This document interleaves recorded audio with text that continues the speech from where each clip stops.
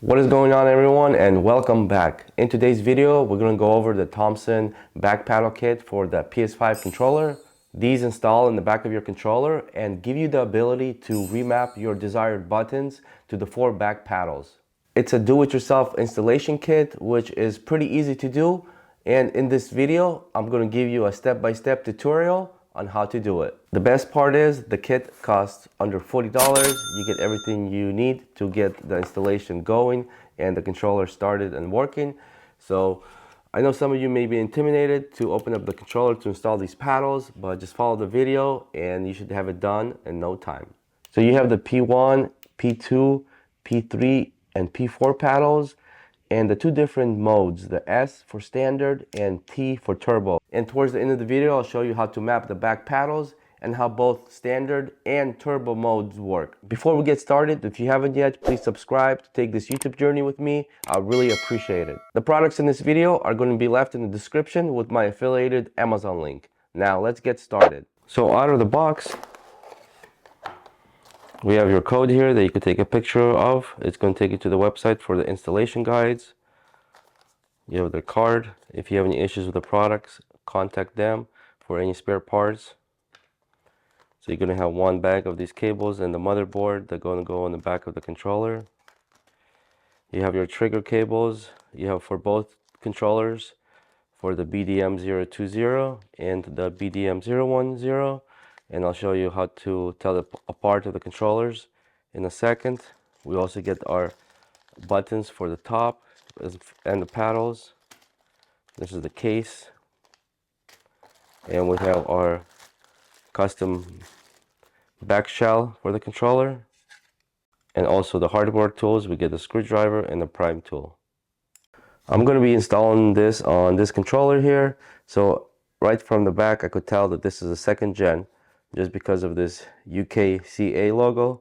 If we take a first generation controller here on top, we see that the logos are different. There's no UKCA logo, and also if we look here on the model number, there's an A, and then the first generation there is no A. So since I'm going to be installing it on this controller and this is a second gen, so I'm going to keep this one, and this one I don't need. The first thing I like to do is install this back bracket on the back of the controller. So we're just going to go ahead and do that. This is where all the hardware tools and screws are as well. We're just going to align it.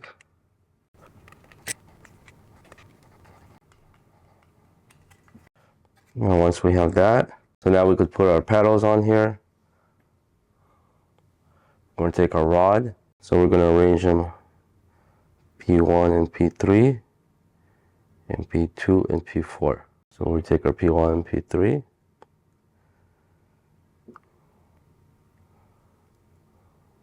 Put that in. And we're just going to come in here, leave a gap in the middle.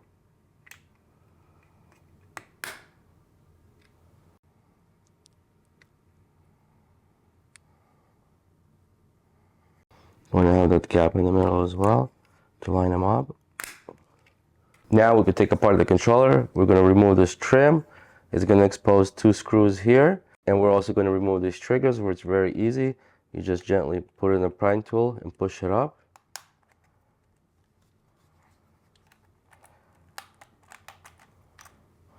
And that's going to expose 2 screws.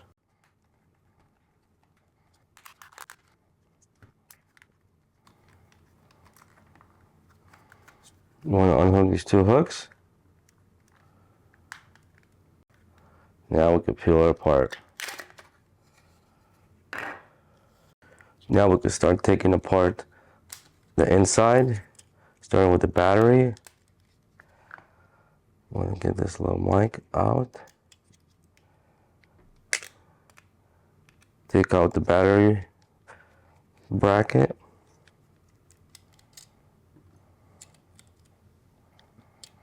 Put that aside. We can remove the trigger wires.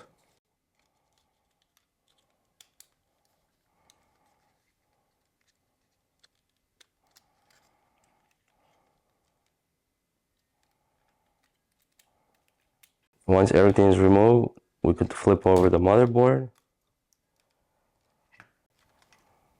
In here you can see that the motherboard on this controller is BDM020. Just to confirm, you could always check on the motherboard itself and it's going to tell you which model you have. Since that is BDM020, so we're going to be using this one. So in this large pouch, you're going to have the PCB board for the back of the controller when we're going to put the paddles, and you're going to have the strip that we need, and you're also going to have these two items. This is if you want to map the L3, R3 buttons and the touchpad, but I'm not going to be doing that. It involves some soldering. I'm not sure which people want to map these buttons, so I think it's a step that we could skip. So here we're going to take this strip and we're just going to lay it on top of here. There's these holes. You just want to put it inside these holes so it sticks firmly.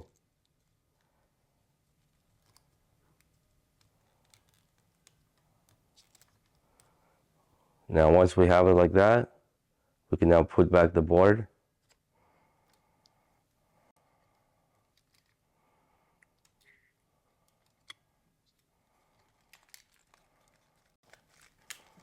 And we could connect the wires back. We're going to take our BDM020 trigger cables.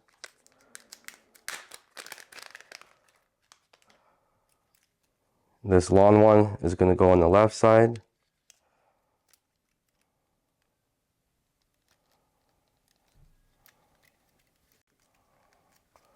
Stick it in there, make sure it's firm. And we're going to take our right side.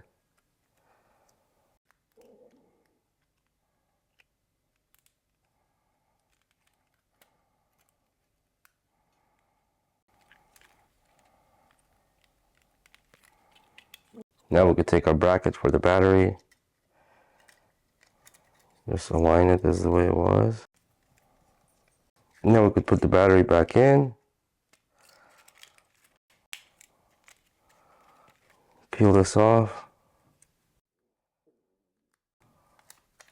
This is going to stick in the corner of the battery. Now this is R1, R2, so this we know this is R2 trigger. So we're going to place that there. This is L1, L2. This is the L trigger. This one we're going to skip. That's if we were to do it. We would have to solder this here. The L3, R3 buttons. And then that would go here. But we're not doing that one. I'm just going to make a little bend here. We're going to take our back case, which is ready, because we got it ready earlier. We'll throw it, spin it through here. Just align everything. So when it closes, it should click. Okay. So that's everything's closed. Now we're going to take our PCB board that came with the kit. Open this up.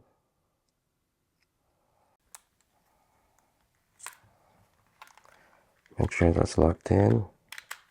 We're going to take the smaller screws that came with the kit. These are the big ones. For the smaller ones, we're going to use it on the PCB board, you know.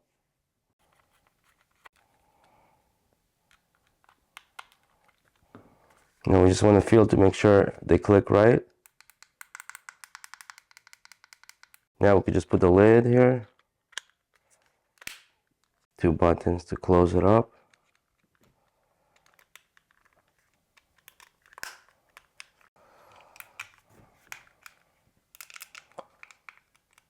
And now we're going to just close that controller.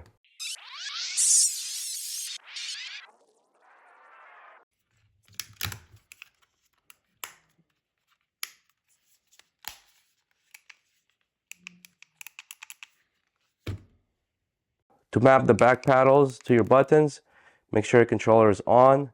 So for the standard pairing, let's map the P3 paddle to the 0. So we're going to push the standard and P3 at the same time. Once that blinks, we're going to push 0. And we're going to push the standard again. So now that's mapped. I know it's a little bit tedious, but that's what you have to do. So let's map the P4 to X. So we're going to push the standard in P4. We're going to go X. And now we push the standard and hold. So these two are mapped. When I click on it, it lights up. These are not, so they're not lighting up yet. So let's map the P2. We're going to map to square. So S and P2. Square. Hold S. So that's mapped. So we need to map P1. So let's do P1 to triangle.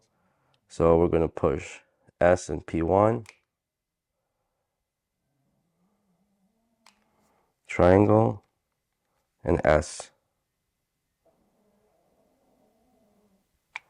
So the difference with the turbo mode, it's gonna, so let me just show you on the TV. So now let's do the turbo for P3. We're gonna map it to the R2, which is the shooting button. So turbo on P3. So let's do that shooting. Hold turbo again.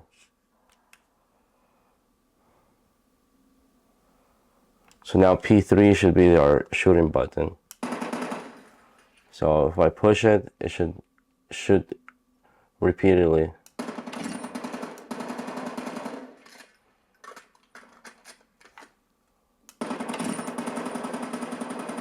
So basically that's what it's doing, is doing like this.